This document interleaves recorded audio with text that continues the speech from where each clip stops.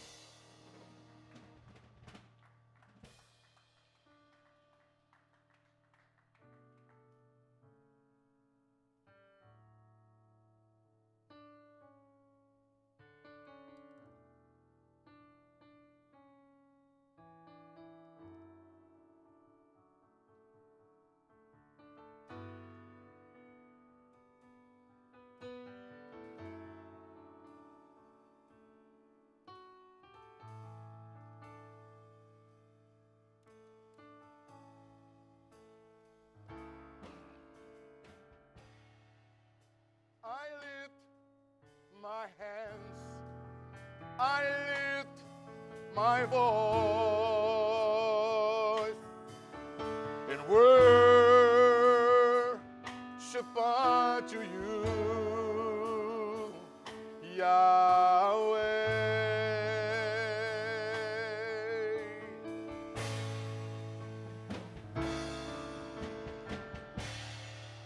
I give my heart, I give my soul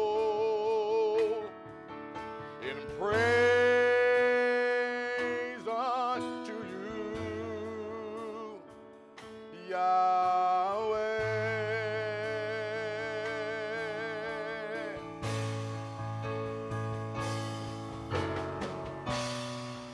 It is my desire to be your vessel of honor. May my worship be pleasing unto you, Yahweh.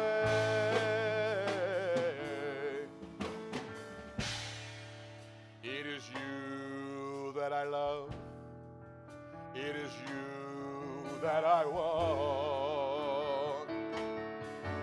It's you, oh, that I need, Yahweh.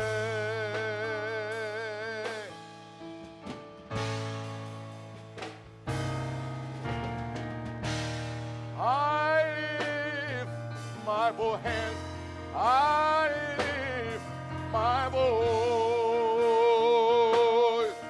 in praise unto you,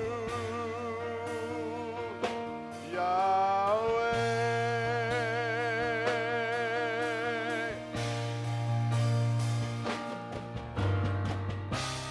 It is my desire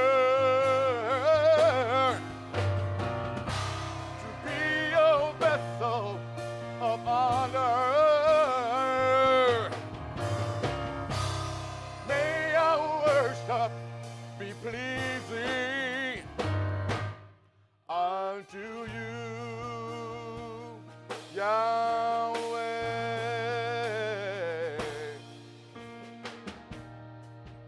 It is you that I love. It is you that I want. It's you, oh, that I need, Yahweh.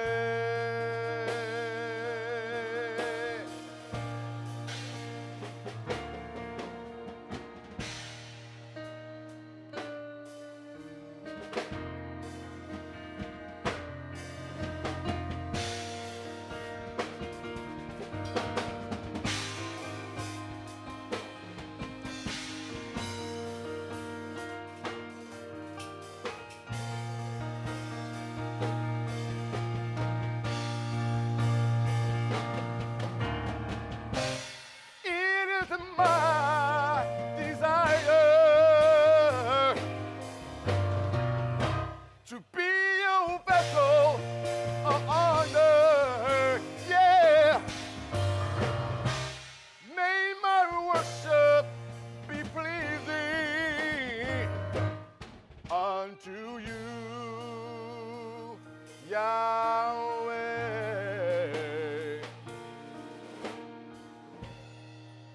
It is you that I love. It is you that I want. It's you, oh, that I need, Yahweh.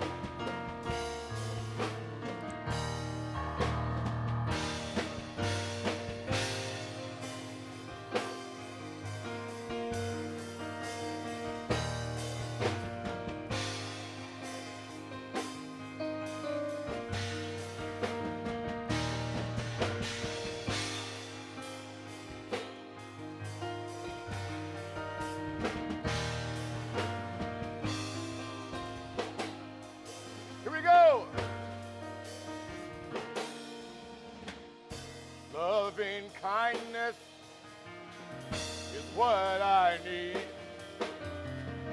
Your grace and mercy is what I need. Hey, to reign and dwell with you is what I need.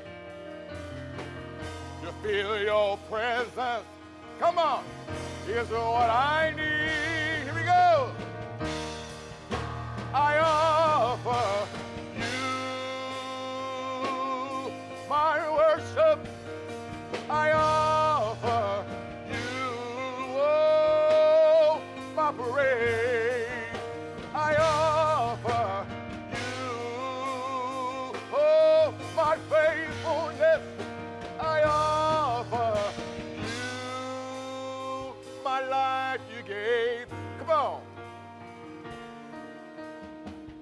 Your loving kindness is what I need. Your grace and mercy is what I need. Hey, to reign and dwell with you is what I need. To feel your presence is what I need. Hey, come on. I offer you my worship. I offer you, oh, my praise. I offer you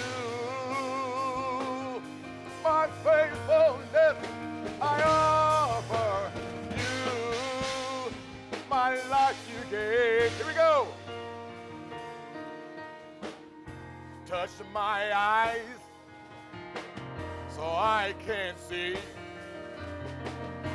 Touch my ears so I can hear. Hey, touch my soul so I can heal. Touch my heart, come on, y'all, so I can feel. Hey, I offer you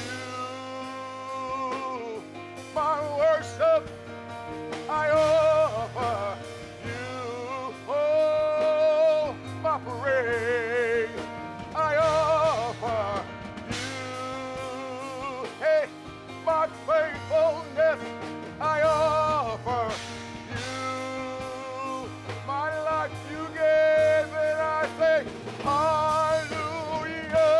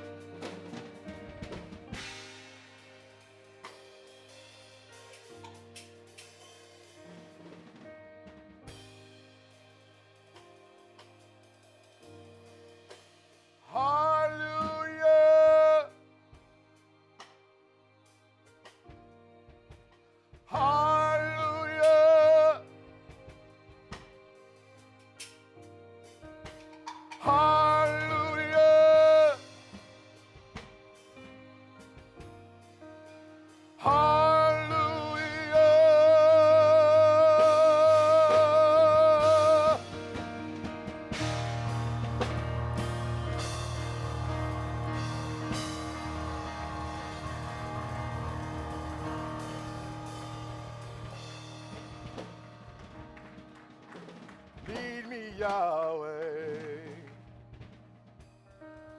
I will follow. Lead me, Yahweh. I will go. When you call me, I will answer. Lead me, Yahweh. I will go. Lead me, Yahweh. I will follow. Lead me, Yahweh. I will go. 'Cause when you call me, well, I will answer. Lead me, Yahweh. I will go.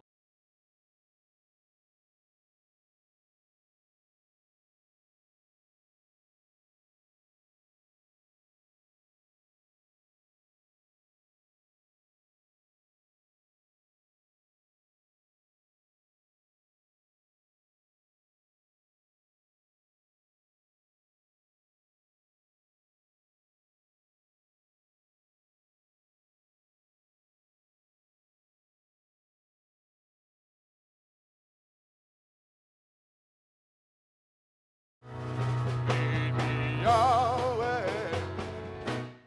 I will go.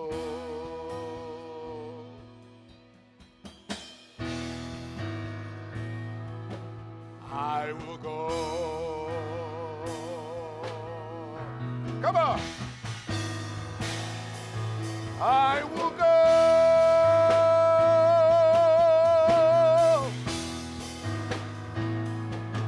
I will go.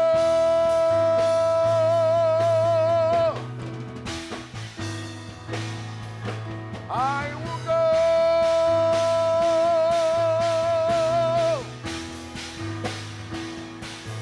I will go.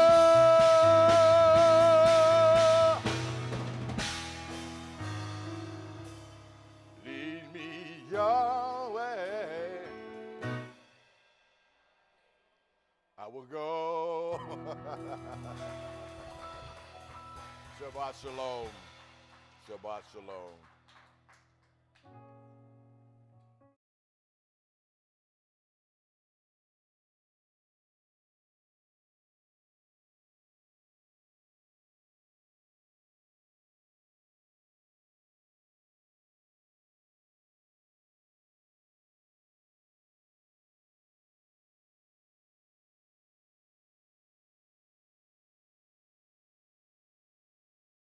All your smiling faces as we all look forward to the teaching today from Ambassador Appleton.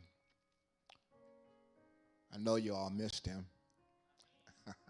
Oh, I mean, we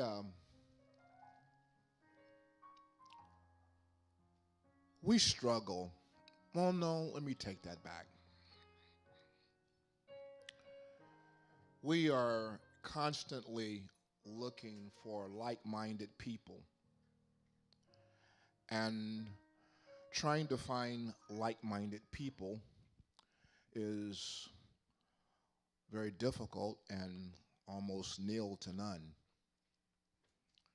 And you've heard me say this before, that as pure Hebrew people, that is teaching and believing the scriptures alone by themselves and not embracing any Eurocentric or Greek idea,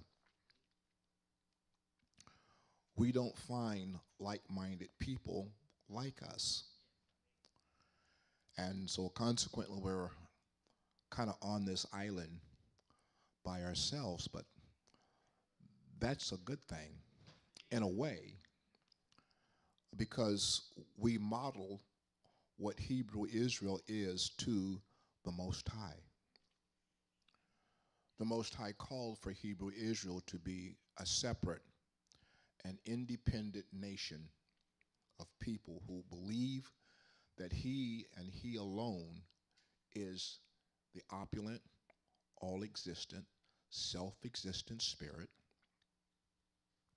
and that He alone is the first and the last. He's the rock, He's our Redeemer, and He is our Savior.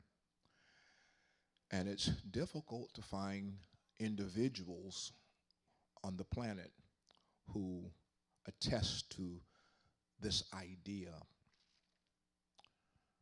Ambassador Appleton and I were talking this week as we were preparing for the podcast, and he says, I've started to search beyond the boundaries of the United States into other areas of the world, looking for partners and people like us that we can fellowship with, and can't find them. So we have to ask ourselves a question. And the question is, why has the Most High set us apart for this unique task of teaching pure scripture and understanding? And all I can come up in my mind is that we stand as a unit and as a body of people much like the prophets. The prophets stood alone amongst Hebrew Israel and amongst the nations, speaking the words of the Most High and teaching the people the words of the Most High. So I don't want to use the word assume. I have to know that He has set us apart for this task of bringing understanding into the world and our people. Long after we're gone, in some sort of media, what we're doing now will still be there. Well, here's Ambassador Sean Appleton, and he's going to come today, and he's going to give you what the Most High has placed on his heart to share with you. Sean.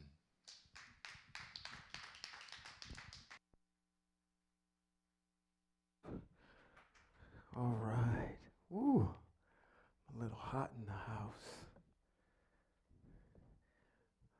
No, I've just been playing it all. I think I'm a little bit too loud in the house, but that's okay.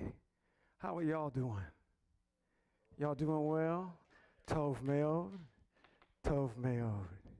Very good. Before I go any further, I have to obviously acknowledge the Most High. We would be remiss and out of place and out of order if we had decided not to include the Most High and thank Him for all His mighty blessings that He's bestowed us with. He is the beneficent. He is the opulent Spirit. One of the things that we learn as Hebrews is that the Most High is not a man. He is a spirit. That means that the Most High does not have a gender. He is not male. He is not female. Or any trans, cis, or whatever in between.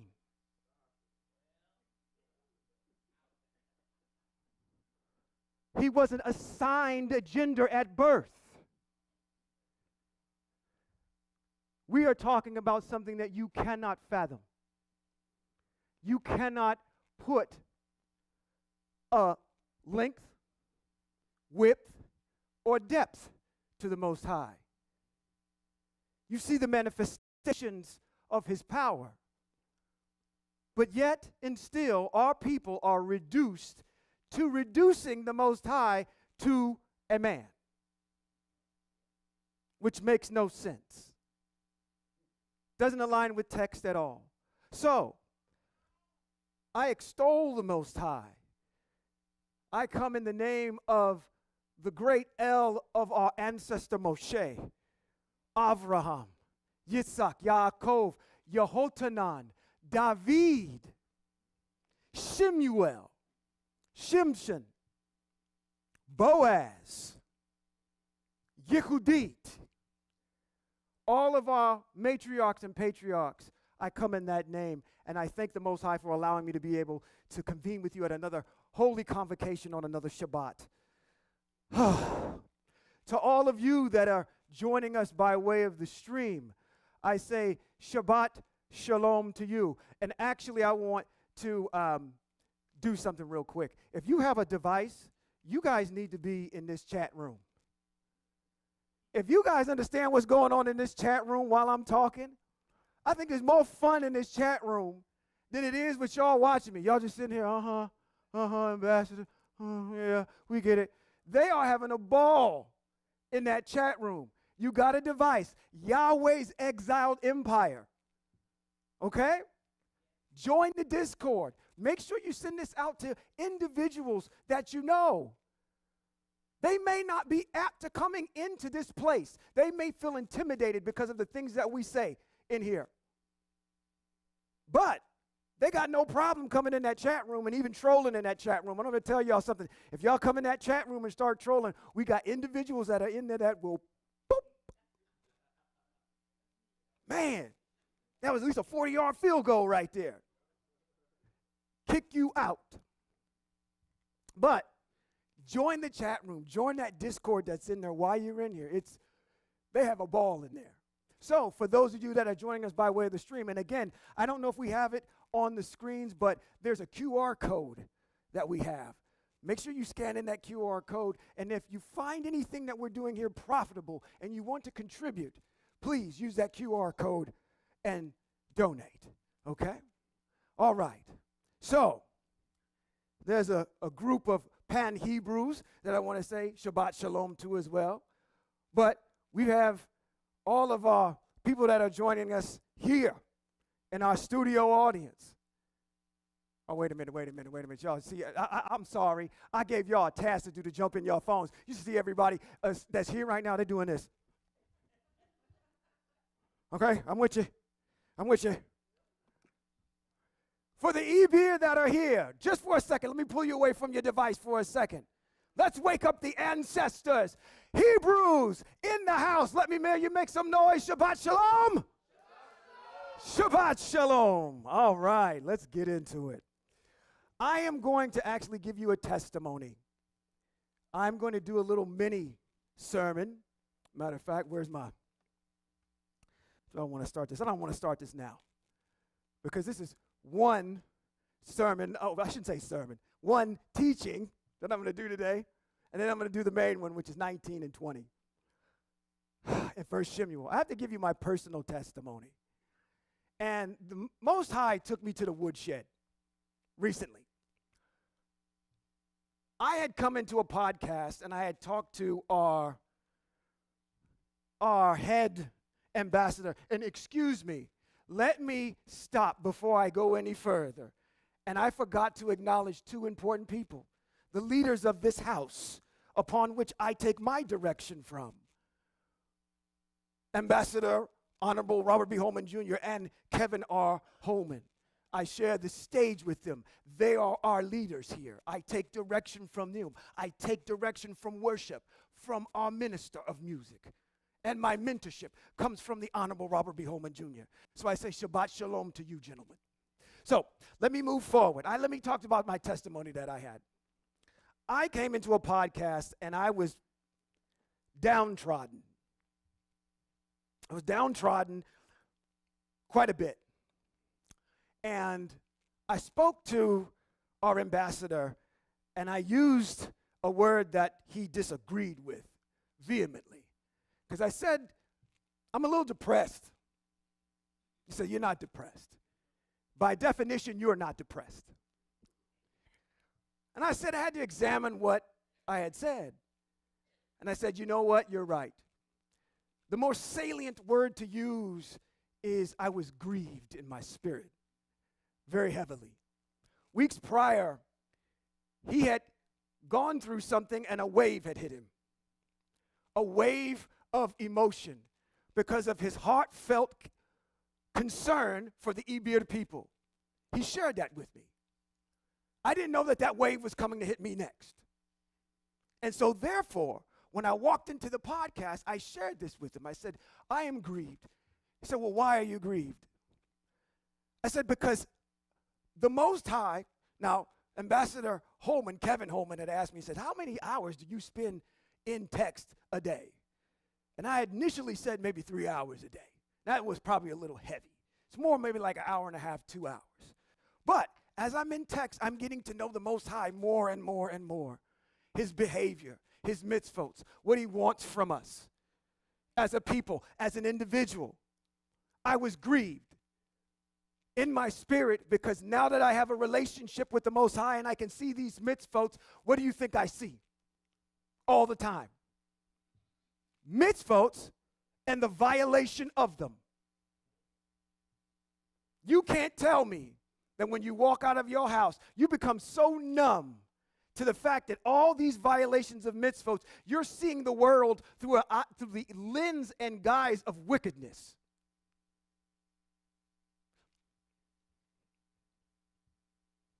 Are your relationships running in accord with what's in text? Are we having issues? Family, friends. Is our diet? Now, I'm not talking about you personally. I'm talking about when you walk out of these four walls and you go see people. Are they not having issues with relationships? Yes. Are they having issues with diet? Yes. Are they downtrodden? Are they having all these issues? And why are they coming up? Because of blatant violations of the mitzvot. Just blatant. They know them, just but won't do them. Let me give you one right now. Where is everybody at? They should be here, but they're not. We're breaking a commandment of observing the Shabbat when those people are not convening at a holy convocation. I'm not saying that you need to be here. You need to be holy convocating somewhere. You may not like the style of teaching here, but that don't mean you use that as an excuse. Don't use FTF as an excuse for you to break a commandment. Because I can't get along with folk there, I'm going to sit back and not fulfill the mitzvot. Or I'm going to use some type of ailment that you know, well, okay. Keep you from observing the Shabbat. Okay? So I was grieved in my spirit because I said, you know what? I see all of these things now. I feel like the lamenting prophet, Jeremiah, who sees all these travesties that are happening in the world and can do nothing about it other than continue to beat on the door of the hearts of the people of the Ebir and get them to turn to go back to the Most High. This is what the Most High did. Even though my teacher gave me some words of encouragement, the fulfillment of my encouragement to get me out of my rut came from text. It came from the Most High. The Most High took me to a place in Psalms 37. Let's pull it up. Let's read it. I just want you to encourage you because you may be frustrated at the things that you see. Why are our people not turning? Why are things the way they are? Why are people so blatantly not observing the mitzvot at all? And it can frustrate you and you can get upset. But the psalmist, who is whom? David, who we're studying. Good book, Psalms. You know that David was a musician, right? So he's got a lot going on. My goodness, he's the complete package. He's the complete worship leader. And he's observing the mitzvot as a righteous man. David has this psalm in 37 I want to read. Just a couple of verses, 1 through 8. And it says, don't be upset by evildoers or envious of those who do wrong. For soon they will wither like grass. Does grass wither immediately? You're going to watch their demise because it's going to happen real slow. Okay? For soon they will wither like grass and fade like the green in the fields. Trust in Eye Asher Eye and do good. Trust in Eye Asher Eye and do good. Hebrews, what is our standard of good? Torah, the mitzvot, right? So there's a prerequisite there. We need to do good. All right? And it says, settle in the land. and feed on faithfulness. What does that mean to you? Feed on faithfulness. Showing up today, feed on faithfulness, okay? But as a specific germane to the land. The Most High is setting a precedent here to say, listen, faith, we have a precedent on what faith is. Let's just clean it up, just for everybody so we can understand. Faith is quantifiable, empirical evidence that can be verified, okay? It has to be witnessed. It has to be seen.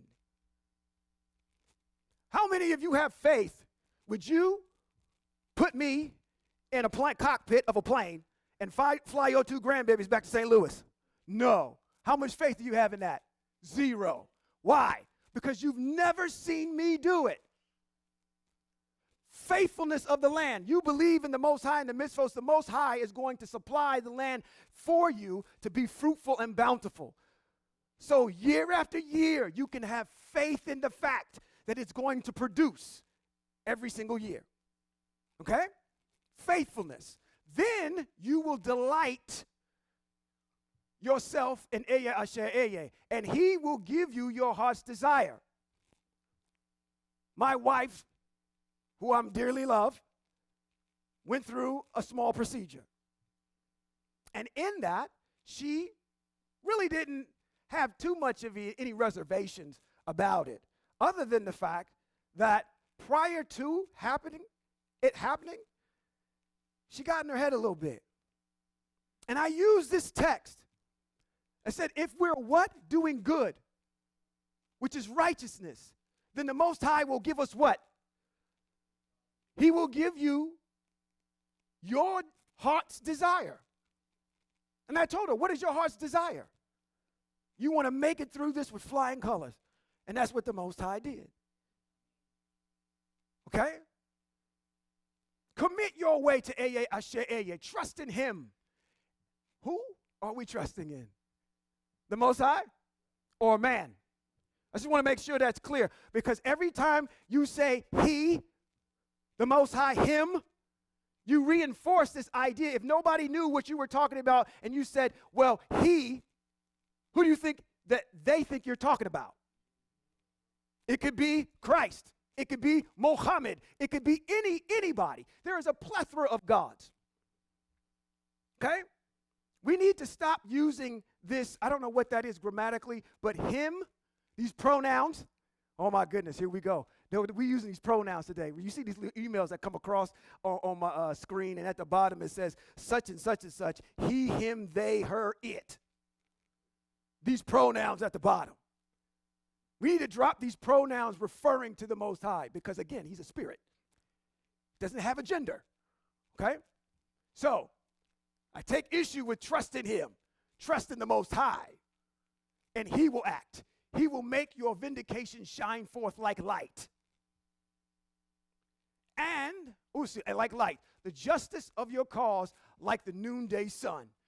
Be still before Yahweh. Wait patiently till Yahweh comes. Don't be upset by those whose ways succeed because of their wicked plans. This is what I was. Stop being angry, because that's what I was. I was grieved in my spirit. Why can't these folks get it? Why am I seeing all these breaking into these mitzvos all over the place? I don't want to be here. And part of the reason, not saying alive, don't want to be physically in the United States. I would want to be back in the land.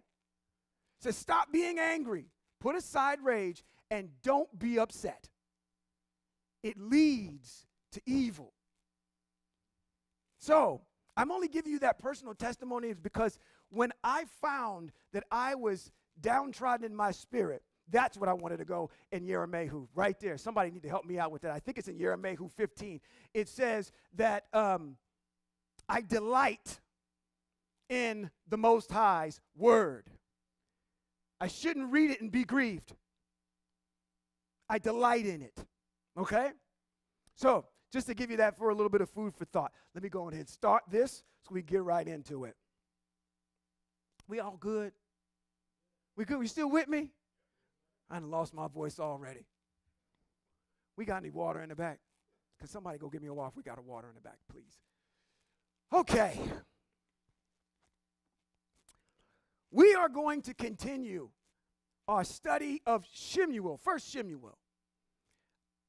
I believe, and some of my biblical scholars can quote me on this, those of you that are probably online right now can go look this up.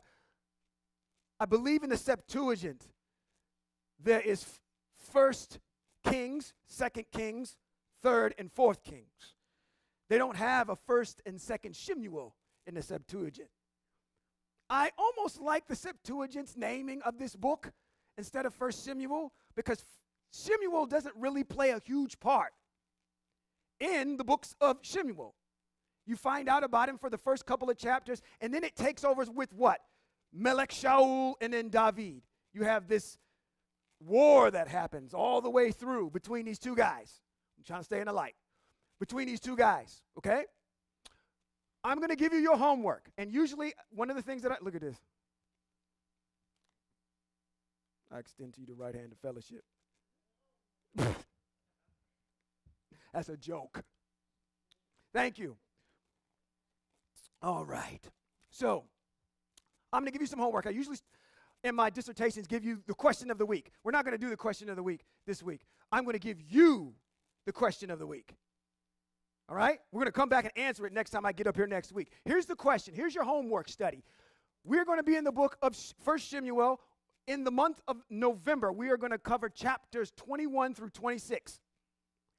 So if you want to stay with me, read 21 through 26. That's where we're going to be.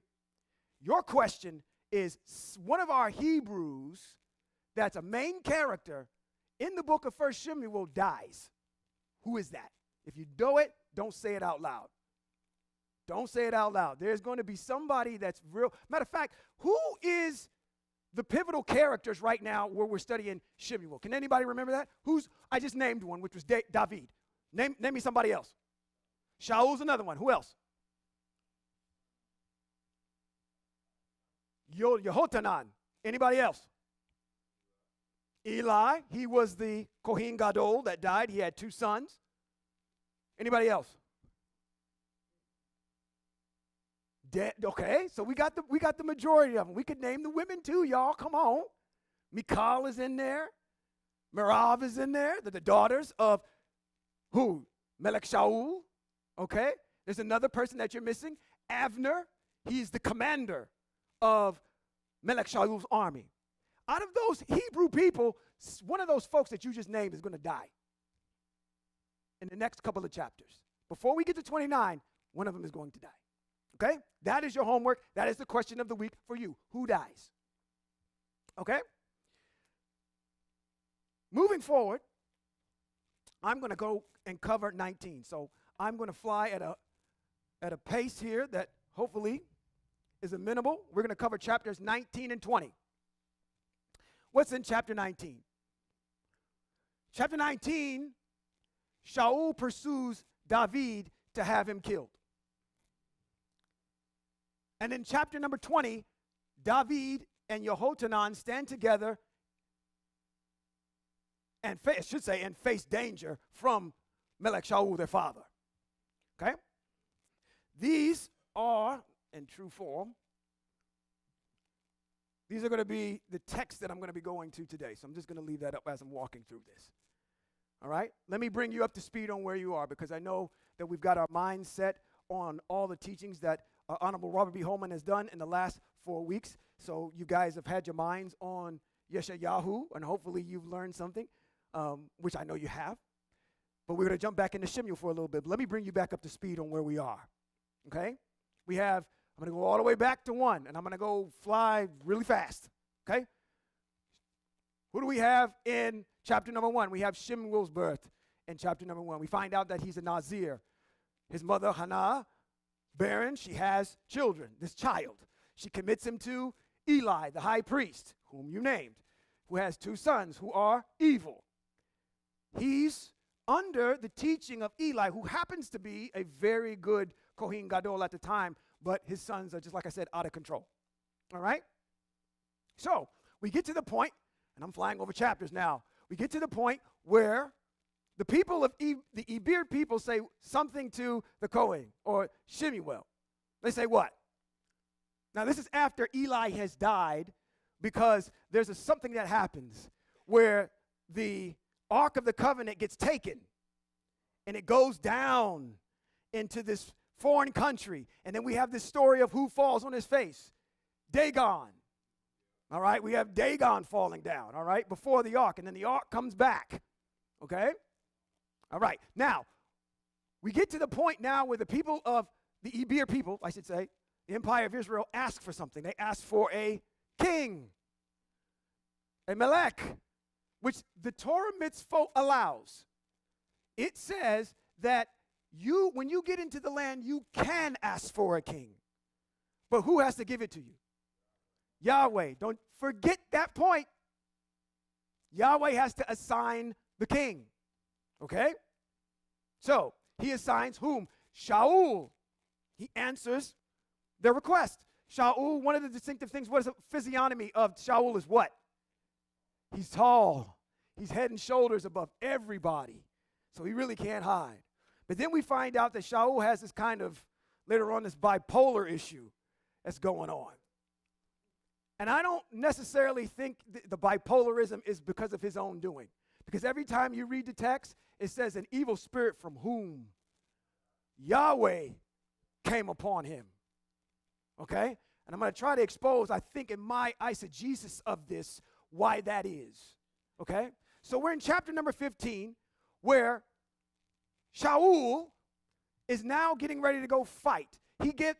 Actually, Shemuel gives Shaul, Melech Shaul, the edict or the direction to go fight the Amaleks and kill them and wipe them out. And in 15, he says, okay, I'm going to go wipe them out. He goes over there. He wipes out most of the people, but not all of them. He keeps King Agag, I think that's his name, Agag, King Agag, from the Amalek people is spared. And we're going to find out in 1 Chronicles chapter number 4, verses 42 and 43, that there were 500 Simeonites that actually killed the rest of the Amalek people. But Shaul's charge was to go in and wipe them out, and he didn't do it. He kept the king alive, and he kept all the best of it alive. And when Shemuel came down there, he says, why are all these things still here?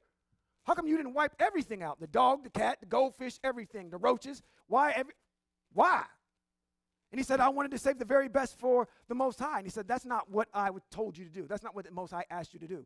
And because of your disobedience, there's going to be a fellow countryman that is going to take your spot. Right? So, Shaul, as quick as he becomes the anointed, he now knows that there's somebody, I don't know who that is just yet, that's going to take my spot. So now I need to be very cautious of how I move. All right? So that takes us through 15. When you get to chapter number 16, you get the instantiation of Melech David as the new anointed. And then as the new anointed in chapter number 17, we have David going out and fighting this big tall guy. What's his Hebrew name? Goliath. Woo, my goodness. Goliath. He fights Goliath. All right? Gets rid of him. One of the things that you should remember about Goliath is he took, 5 smooth stones. Why? Trey, you can't answer. B, you can't answer. Anthony, you can't answer. Pastor Charles, you can't answer. Johan, you can't answer. Why? Why did he take 5 stones?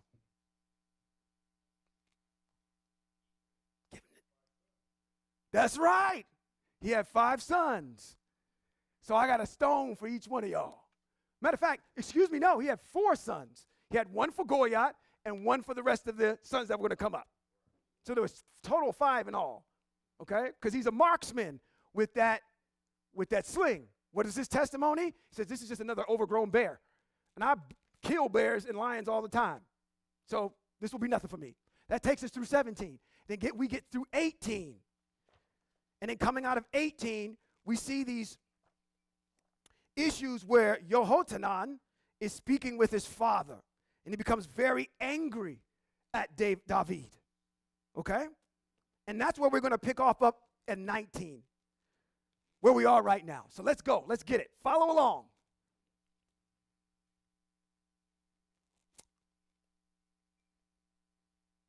First Shemuel, chapter number 19. And it reads, Shaul told Yehohanan, his son, and all of his servants that they should have David killed. Because Yehohanan was very fond of David. Please realize that Yehohanan is older than Melech David. He has not been Melech yet, but I'll just call him David for now. He's older than him. So this is kind of like an older brother to David. He told him, my father Shaul is out to have you killed. Therefore, you must be very cautious tomorrow morning. Find a well-concealed place to hide in, and I will go out and stand next to my father in the courtside where you are hiding. I will talk with my father about you, and if I learn anything, I will tell you. Yehohanan spoke well of David to Shaul, his father, and said to him, the king shouldn't sin against his servant. Hebrews, we have to stop, okay? There's a word in there. It's a salient word. It's the word sin. What sin is he breaking? Murder. Thank you. Okay? All right. Now, I want to bring up a point here, and I'm going to keep beating it into your heads.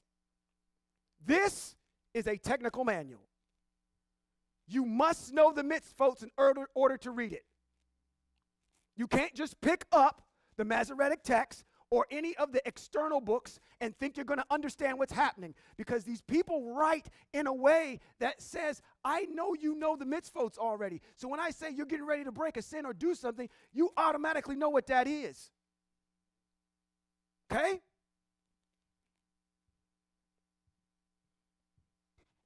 He says, the king shouldn't sin against his servant David because he hasn't sinned against you.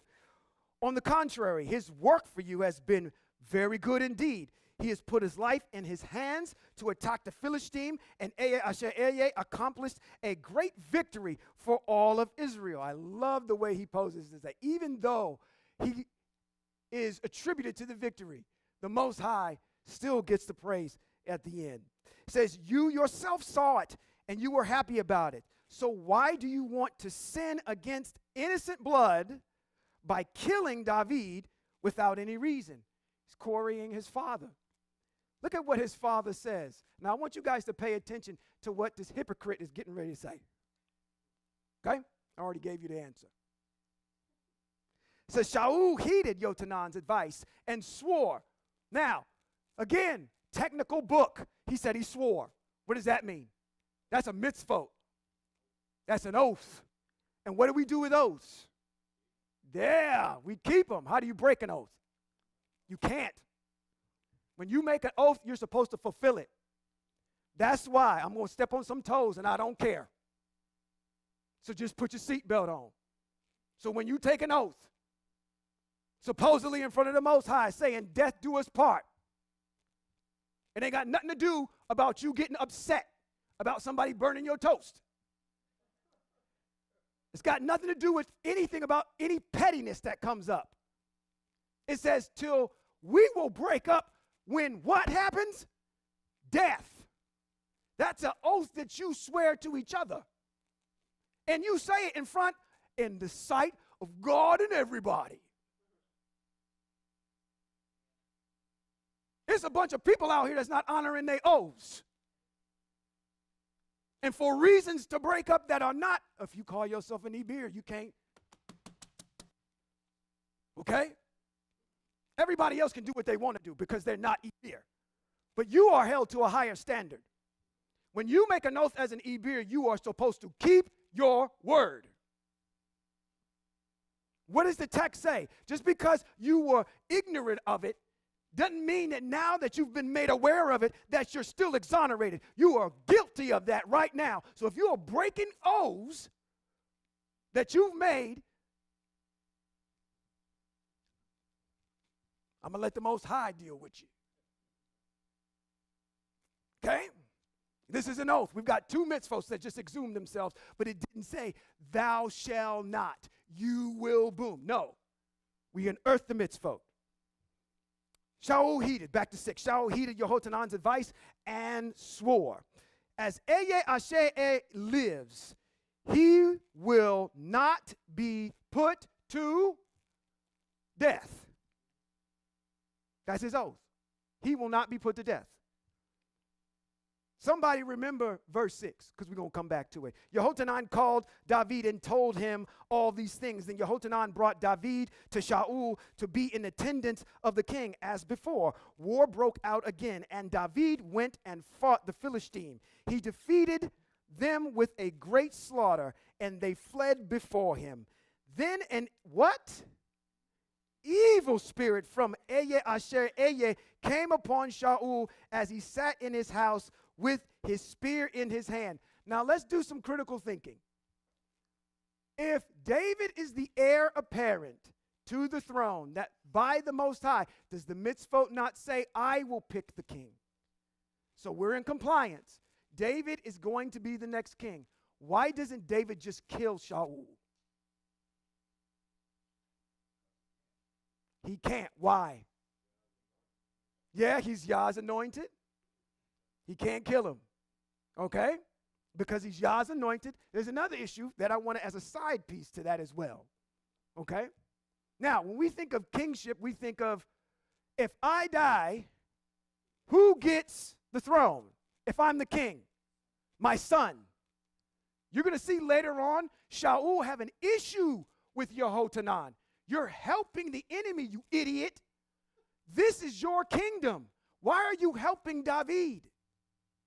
On their own, I don't believe, because of this bipolarism that's going on right now with Shaul, I don't believe that on their own volition, David already makes the election and say, I'm not going to touch Melech Shaul because he's the Most High's anointed.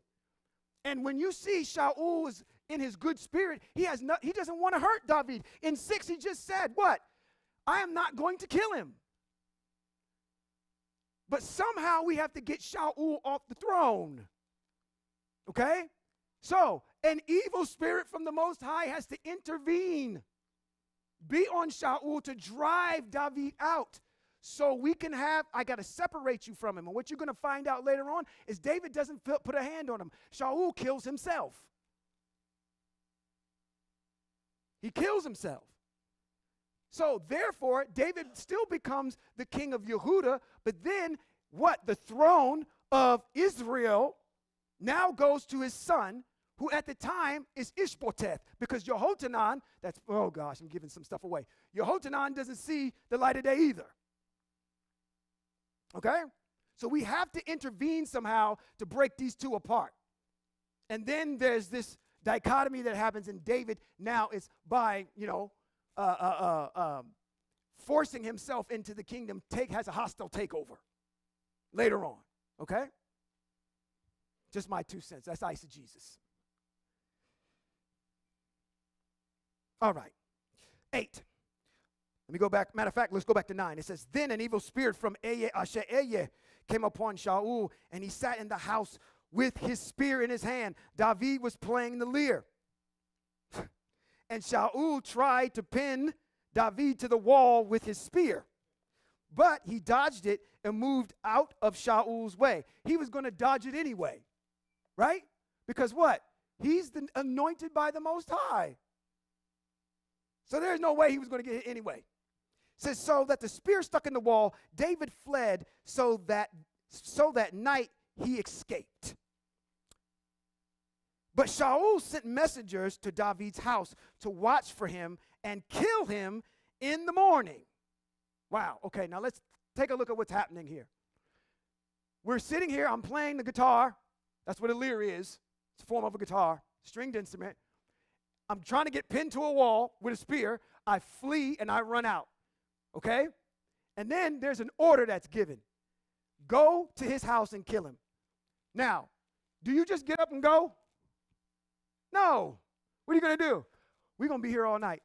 We need some victuals. We need some comestibles. We need our weapons. We need stuff. We need whatever we're going to do. Don't think of this like, oh, okay, well, he just left and then they just showed up at the house. There was time for David to escape, flee, and hide, to get back to his house while they're preparing to come get him. Okay? But Shaul, 11, but Shaul sent messengers to David's house to watch for him and kill him in the morning. Michal, David's wife, told him, if you don't save your life tonight, tomorrow, you'll be dead. This is an indication. I'm going to open up something in this text for you real quick. How does she know? She's in the house. How does she know that people are coming to kill her husband?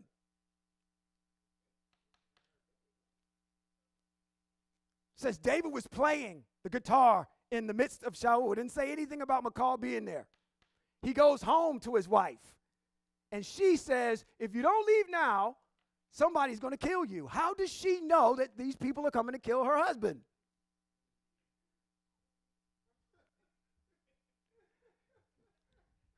I'm going to speculate here. She is watchful and she leaves the house. And I'm going to tell you why she leaves the house. It's going to come up a little later on, okay? Remember, she leaves the house. So Michal let David down through the window, and he left, fled, and escaped. Michal took the household idol, laid it on the bed, and put goat's hair quilt and its head and covered it with cloth. Now, some of y'all should be asking a question. How in the world do you have an idol in the house? And it's not an idol that you can just hide. This idol is big as a human being, a full-grown man. In the house of David, who's a righteous man, who knows that idolatry and idols is wrong. We got to rectify that. We got to reconcile this issue here. So I go back to the issue of Michal leaving the house. Now, we need to take a look at what the word says here. That we have to go into the Hebrew text to understand what's going on here.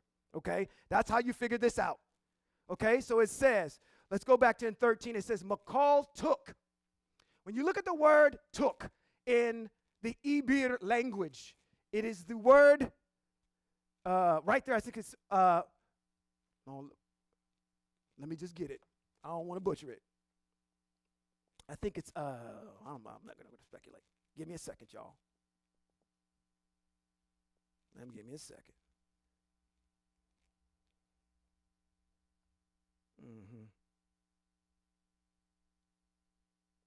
It's the root word of this word called lekach. Vaitik, I think it's how you say it is vaitikah. That's how you say it in Hebrew. Okay? And when you look at the word and you understand what it means to procure, to buy, to pursue, to retrieve, to accept. The word here says she took and put it, which makes you believe in English that it was in the house. It's not in the house. David is a righteous man. We can reconcile the text by just looking at the root of the word. So what she did is she procured this idol. Probably somewhere David is an opulent individual. He's not going to live in a low-income neighborhood.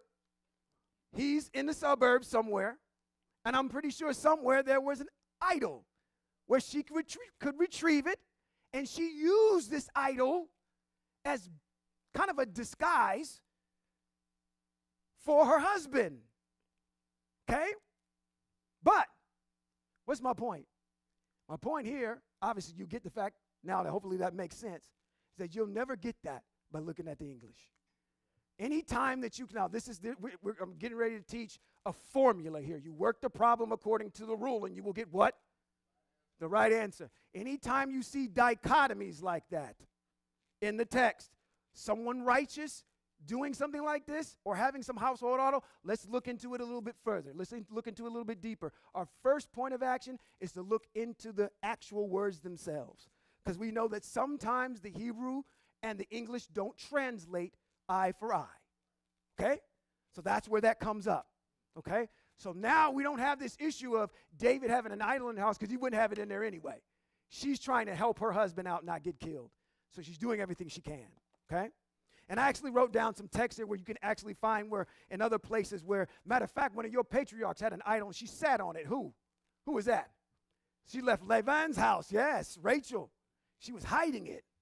She was sitting on it. But if you go to Bereshit 31:19, Shoftim, which is Genesis, or if you go to Shoftim 17:5, and then 2 Kings 23:24, Shoftim is Judges, you will find all kinds of a plethora of this idols in text. Okay? Now, let's go back to 14. It says, when Shaul sent messengers to capture David, she said, he's ill. She's covering for her husband. Now, you got to understand, Michal loves David. She loves him. Shaul sent the messengers to David with the order, bring him to me, bed and all, so I can kill him. I don't care if he's sick. Pick the bed up, tote it out the house. I don't care if you got to take the roof off. Bring him to me. He's a dead man. That's good. He's probably sick because he can't move. All right? 16. But when the messengers entered, there before them was the household idol in the bed with goat's hair quilt at its head. Shaul asked Michal. Now she's being summoned by her father. Okay. No, wait a minute. I got 2 daughters in here. I got another daughter in here. Not my personal daughters, but daughters that are in here. You do have some type of reverence for Lamar, don't you? Oh, look at y'all popped up. See, that's exactly what the reaction I was looking for. Ooh, Lamar, where is he at? You have reverence for your father, right? Why y'all answering? You don't have reverence for your dad? Yeah. You got reverence for your father. Okay. And you will watch how you answer him, won't you? You just won't pop off at the mouth and just say whatever you want to say to him. Really? Oh, okay. Good. Keep that frame of mind and reference as she's answering her dad. He asked his daughter, Shaul, to Michal, why did you deceive me this way and let my enemy go and escape? Michal answered Shaul, he threatened me. Let me go or I'll kill you.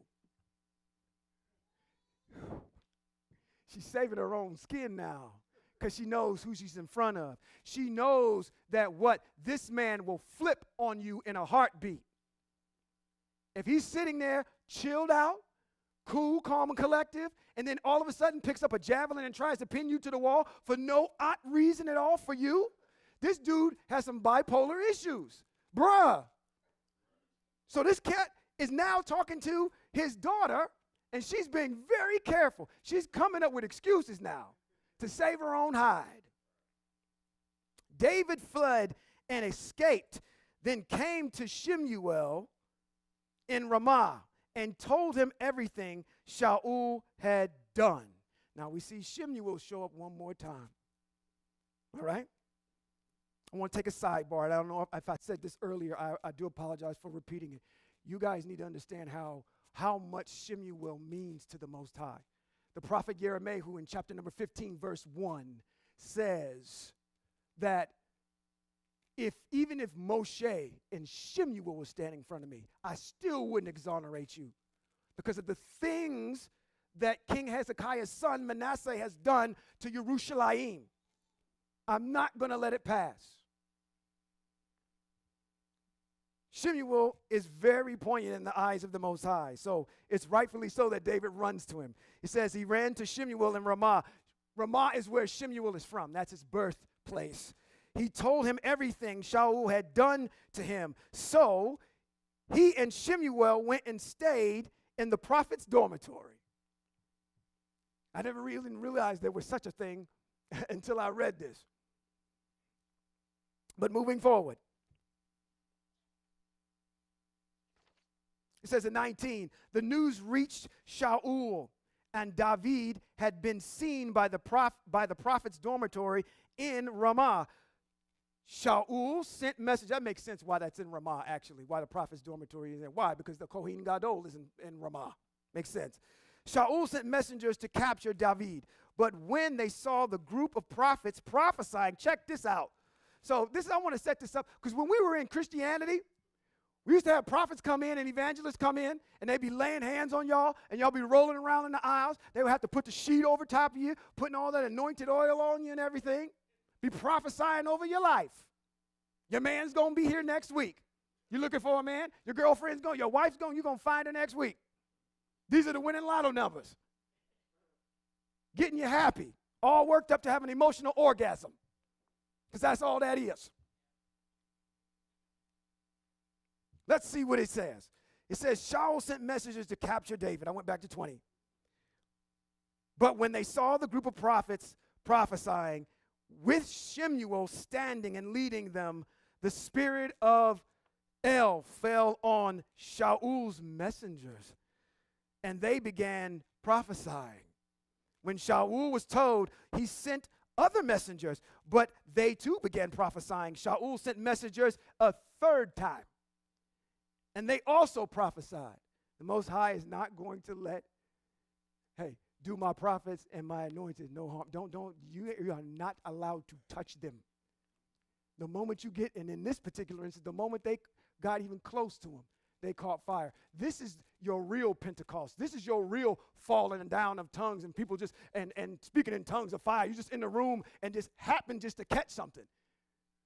This is real. I don't know what that is over there. Okay? But the moment you go down there, all you're doing is trying to deliver a message, and then you start prophesying. Okay. And how do we measure prophecy? How do we know a prophet is true? If what he says comes true. All right. Someone answered. Well, excuse me, let's go to 22. He says, then he himself went to Ramah. This is Shaul, Melech Shaul. He himself went to Ramah. When he arrived at the big cistern of Sechu, he asked, where are Shaul and David? Someone answered, they are at the prophet's dormitory in Ramah. While on his way to the prophet's dormitory in Ramah, the spirit of El fell on him too. So, and he went on prophesying until he arrived at the prophet's dormitory in Ramah. He also stripped off his clothes, prophesied in Shemuel's presence, and lay there naked all day and night. You have never, nor will you ever see any kind of prophesying like that. Never. Hence, it continues to be an expression. What's the expression? Shaul's a prophet too? You this and you a prophet? Like to say, if I'm saying it in disbelief. Oh, you do that too? Oh, and you also do that? End of chapter number 19. Chapter number 20. David fled from the prophet's dormitory in Ramah, returned to Yehohanan, his friend, his best friend, and said, what have I done where I have gone wrong? What sin have I committed that makes your father want to take my life? Yehohanan replied, heaven forbid, or the Hashemayim forbid. You're not going to die. Look, my father does nothing important or unimportant without telling me first. Okay, so where were you a second ago when he was sending all these messages to come kill you? Where were you? Already off the bat, I have reason to speculate what you're saying to me. Let's pick this apart. There's a reason why I'm saying that is because later on David's going to ask him a real poignant question. He says, my father does nothing important or unimportant without telling me first. So why should my father hide this from me? It just won't happen. In response, David swore. So we made another oath. So another set of mitzvos come back out that we already talked about before. Said, your father knows very well that you have made me your friend. This is why he will say, Yehotanan must not know this, or he will be unhappy.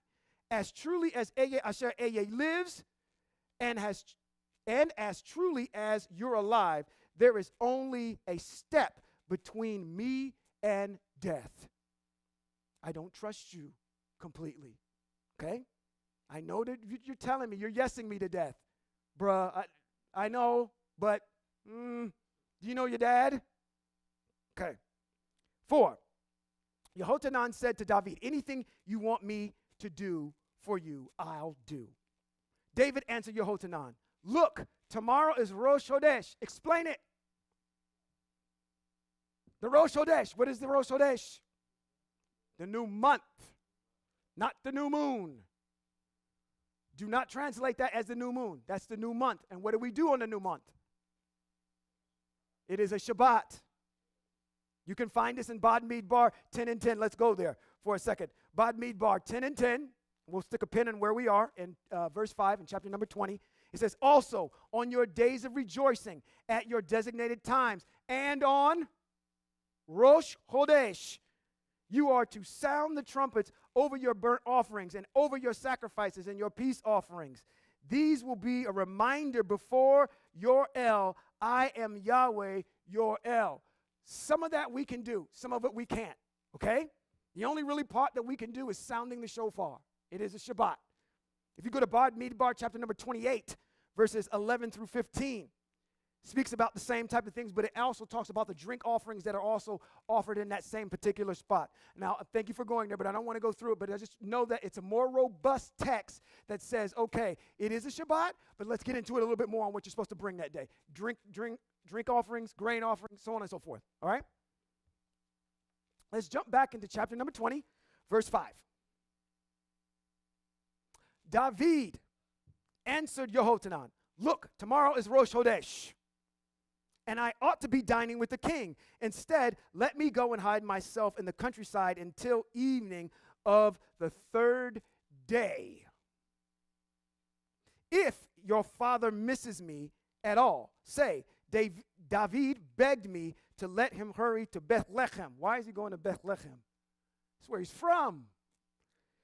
His city, because it's annual sacrifice there for his whole family. If he says very good, then your servant will be all right. But if he gets angry, you will know that he has planned something bad. Therefore, show kindness to your servant, for you bond your servant to yourself by a covenant before Eye Asher Eye. But if I have done something wrong, kill me yourself. I don't want to die at the hands of your dad.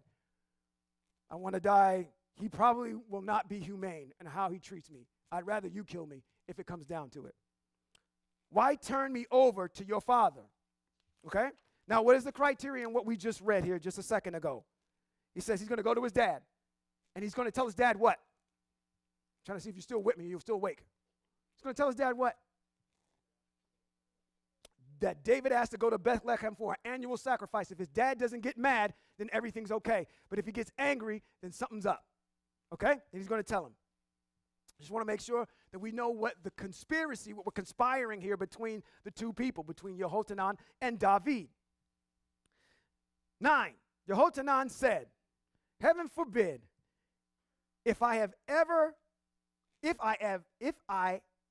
were to learn that my father had definitely decided to do you harm, wouldn't I tell you? Then David asked Yehotanan, who will tell me in the event of your father gives you a harsh answer? What is he saying? He's saying, if your father silences you or tells you to do something that you are restricted from telling me, then who's going to relay this message? He's challenging Yehotanan on really his loyalty to him and where his breaking point is going to be with his dad. Because we just saw McCall's breaking point with her dad. How come you didn't bring me your husband? Well, he tried to kill me. She made up an excuse immediately, okay? He's testing. So this is, all this is all set up. Starting with McCall, now his friend. He can't trust anybody. He's not a trusting individual right now. He says they went out, both of them, to the countryside. He said, Yehohanan said to David, Eye asher eye, the El of Israel is witness. After I have sounded out my father about this time tomorrow. Let's listen intently. I'm going to slow down. On the third day, if things look good for David, I will send and let you know. But if my father intends to harm you, may Eye asher Eye do as much and more to me if I don't let you know and send you away, so that you can go in peace, and may Eye asher Eye be with you just as he used to be with my father. He even knows Most High has left him, his father, long time ago. Actually, back in chapter number 15. However, you are to show me Eye asher Eye's kindness, not only while I am alive, also that I do not die, but also after Eye asher Eye has eliminated every one of David's enemies from the face of the earth. You are to continue showing kindness to my family forever. Does he uphold that?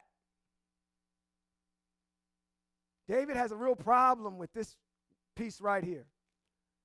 Okay, does anybody remember? This is going all the way back to Yahushua. We got to go back to Yahushua on this one. There's a group of individuals, when they got into the land, they're named the Gibeonites. They showed up, and they said, we've got tattered clothes, we got breadcrumbs, we got croutons, we've been eating for the last week and a half, we've come from a very far way, we don't mean you any harm, we want to join in league with you. When they were lying to Yahushua the whole entire time, they lived in the land of Canaan, and they knew about Israel coming, and so they decided to lie to Yahushua to save their own hides. Yahushua makes a covenant with them and says, I'm not going to harm you. Now, during Shaul's prowess as king, there's some complications with that. He starts killing some of these Gibeonites. And the agreement was with Yahushua that says, Israel's not going to harm the Gibeonites. But Shaul breaks that oath and starts harming them. Okay? So now, what do we have here? He says, as they go and they confront David, they said, Shaul, we need to actually get some, for lack of eloquence, get back for all of the wrongdoings that Shaul has done to our people. We want some of Shaul's ancestors dead. So, who does he take?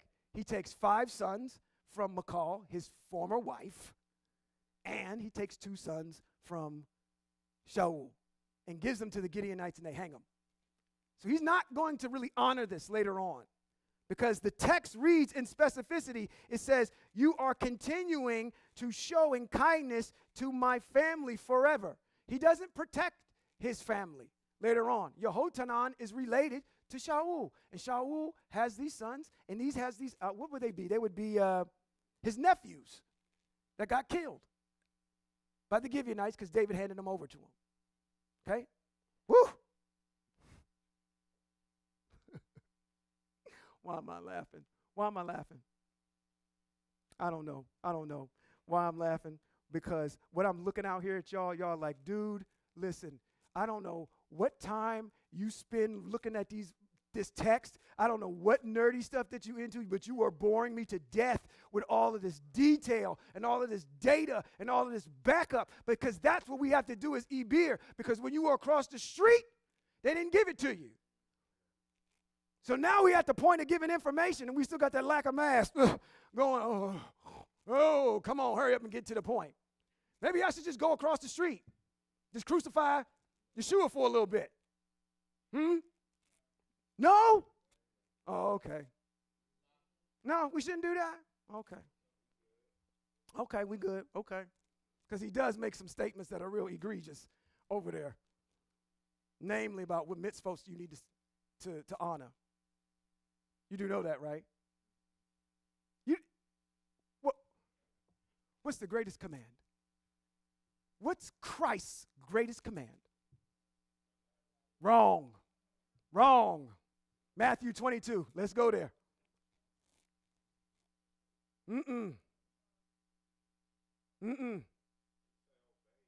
Yeah, there we go. He says the greatest command is to love Yahweh and obey his commands. Right? Then he goes on to say the second part, which is the second greatest command, is to love your neighbor as you love yourself. If somebody is so versed in the mitzvot, then tell me why he jacked that all up. Not the fact that that's the second greatest mitzvot, because there are no hierarchy of mitzvot. They all apply, and they all have this egalitarian function. They're all equal, right? So I'm going to point something out to you. Where is that at? That's in what? Let's go down to 28. Did we just pass it, 28? Matthew 22. Are we in 22? Yeshua answered them. Let's do a little mitzvot study. Let's go up a little bit. Let's see if we agree with Yeshua. Let's go all the way back up to 23. Right there. Let's stop right there. That same day, the Sadducees came. This is case study. This means that you guys are applying the mitzvot to what this man is saying. This is what you should be doing anyway. So the same day, some Sadducees came to him, and they are the ones who say there is no such thing as resurrection. Rabbi, which is they're addressing Yeshua, Moshe said, if a man dies childless, his brother must marry his widow and have children to preserve the man's family line. Is that true? That is 100% true. There were 7 brothers. The first one married and then died. So what's supposed to happen? The wife is supposed to go to the next brother. And since he had no children, and that's in the event that they don't have any children. I want to make sure that we get that clear. Married couple, guy has brothers, they don't have a child. Husband dies. She's going to ultimately go to the next brother. If the brother is already married, she is now his second wife. Okay? And since he had no children, he left his widow to his brother. The same thing happened to the second brother, the third, and finally to all 7. After them all, the woman died. Now, in the resurrection of the 7, whose wife will she be? For they will all marry her. For they will all marry her. For they all married her. So each brother married her. Okay? So whose wife is she actually going to be? They're trying to trip Yeshua up with this question. And I want to give Yeshua some props because he actually answers this quite astutely. I would have answered it the same way. It says Yeshua answers them. The reason you go astray is that you are ignorant of both the Tanakh and the power of El. For, wait a minute. Hold on. Did he say, because you are ignorant of the Tanakh and the power of me? He never points to himself as being God. For, in the resurrection, neither men nor women will marry. He is 100% right. There's an extra book that you need to read called Baruch 1 and 2. It explains what happens after we leave. It is in concert with the books of Jeremiah. Okay? It's in concert with all of the prophets that are in the Deuterocanonical books that talk about what happens when we die afterwards. Okay? So he's correct.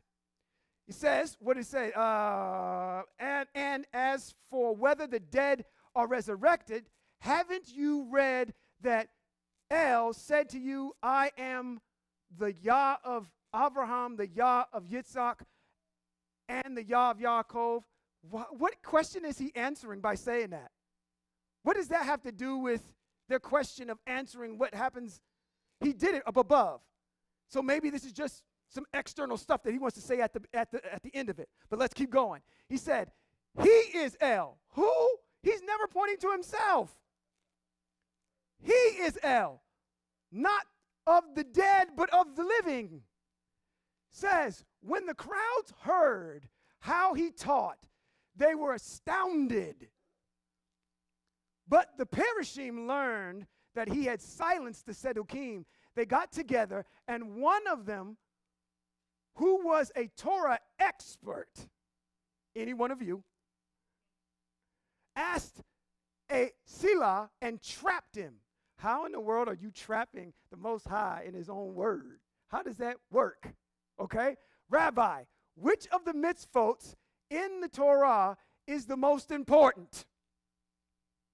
He told him, you are to love Yahweh, your El, with all your heart and all your soul and with all your strength. True. That is one tantamount, quintessential cornerstone of the Ibri way. He's not wrong. This is the greatest and most important mitzvot, or mitzvah. The second is similar to it. You are to love your neighbor as yourself. Okay, let's go to Vayikra chapter 19 and 18 and see what that actually does say there, because he's not quoting it correctly. And that is not the second greatest one. Again, because we don't have them. We don't have hierarchies at all. Let's see what 19, Vayikra chapter 19 and 18 says. We'll probably do 17 too. Let's go back up, right there, 17. Do not hate your brother in your heart, or rebuke your neighbor frankly. This is a mitzvah. Frankly, so that you won't carry sin because of him. Don't take vengeance or bear a grudge. Don't take vengeance or bear a grudge against any of your people. Rather, love your neighbor as yourself. I am Eye Asher Eye. He's missing the first part of that. There's a prerequisite for that. Whenever you have an opportunity of taking vengeance, vengeance is mine. No, it's not. It's the Most High's. He does all that, okay? So Yeshua is not actually giving them the whole entire role. He's only giving them half of it. And then telling them that's the second greatest command, okay? Folks should have been crucifying this dude, not verbally crucifying this dude on the spot, okay? But that goes to show you the state. Even in today, it mimics where we are. I can talk mitzvot all day long to them folks that are outside these four corners of these walls, and they won't know what I'm talking about. Just like these folks. So somebody can come along and pull a fast one on you, and you won't know no better. Just because he got up there, he had on his suit, he had on his pinky rings, he had on his tie clip, he had on his tie and his nice shoes, he talked eloquently, he or she, feed you a bunch of lies, and you're going, because you don't study the mitzvot. Anytime, even if I'm up here, you guys should be looking at me to say, okay, is he following this? That's why I'm boring you half to tears, because I have to establish the precedent, and the precedent doesn't get set by me. It gets set by the Most High. So I'm going to take you to text every single time. All right? Let's go back into 1 Samuel. We only got a couple more minutes. We'll go back to 16. It says, thus Yehochanan made a covenant with the family of David, adding, may Eye seek his fulfillment even through David's enemies. Yehochanan had David swear, man, this oath keeps coming up, again, because the love he had for him.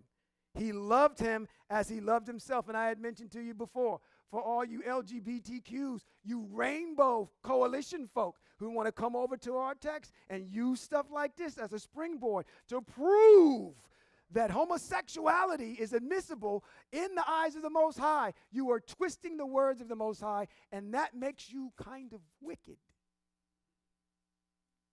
Now, I'm just reading text. Do you hate me because I give you truth? Oh, come on. Because your feelings get in the way? That doesn't make me feel good, what you just said. It's not encompassing of everybody. Well, I hate to tell you, you don't know anything about the text because the text ain't for everybody.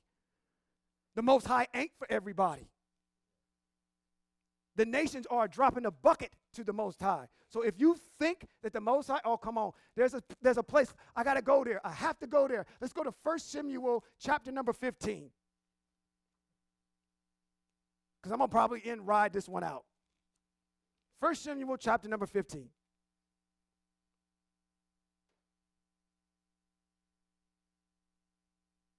I'm pulling it up here myself. Let's get there. Where we want to go.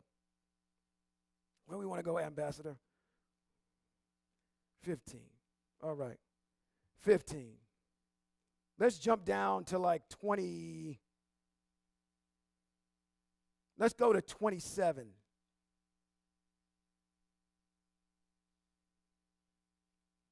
Matter of fact, yeah, let's start there. As Shemuel was turning around to leave, and he took hold the hem of his cloak, and he tore it.